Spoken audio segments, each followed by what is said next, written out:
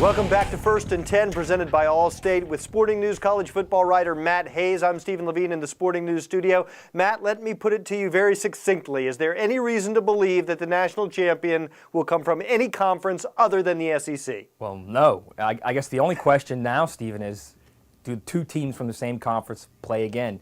And I know that's blasphemous around everywhere else, and you got your people screaming on the West Coast screaming East Coast bias, and you got your people in the Big Ten screaming SEC bias. But the reality is these two teams, LSU and Alabama, are clearly the two best teams in the country. They're way up here, and everybody else is way down here.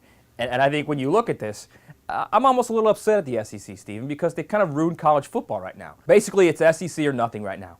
That's where the big games are. You know, and we were told that the SEC East isn't as strong as the West, and it's this weak division. And now all of a sudden, three teams from the SEC East, Georgia, South Carolina, and Florida, are in the top 14.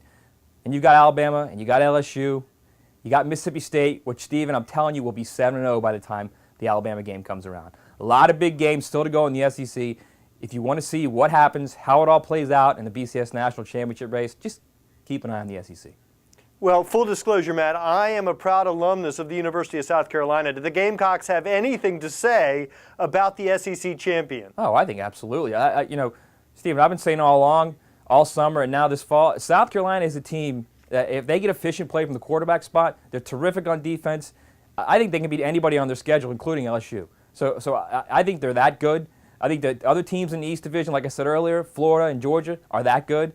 Right now, if I'm looking at the nation, the scope of the nation, I'm not sure anybody beats Georgia either, Stephen. So I'm looking at LSU, Alabama, and Georgia right now that are the elite of the league. All right, well, let's jump out to the West Coast where USC lost to Stanford last weekend. This is not Pete Carroll's Southern California. Well, I think, you know, we're all so surprised by this, but why? 5 years ago, when Stanford first won against USC with a walk-on quarterback, Tavita Pritchard, you know, they were 40-something point underdogs.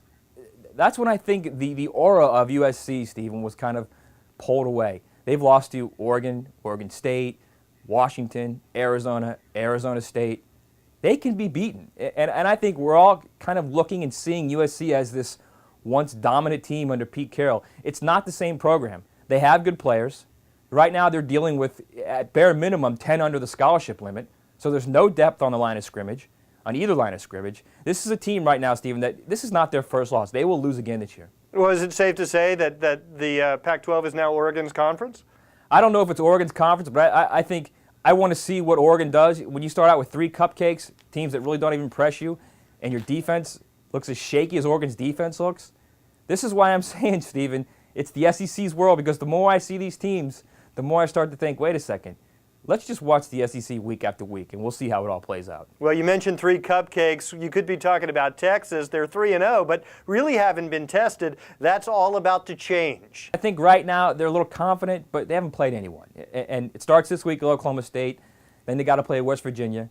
Then they got to play Oklahoma. Then they got to play Baylor. And you can laugh when you say they got to play Baylor.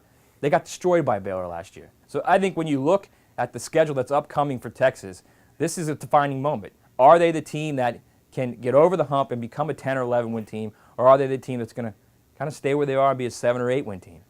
All right, that's Matt Hayes, Sporting News college football writer for Allstate's First and 10. I'm Stephen Levine in the Sporting News studio. Thanks for watching.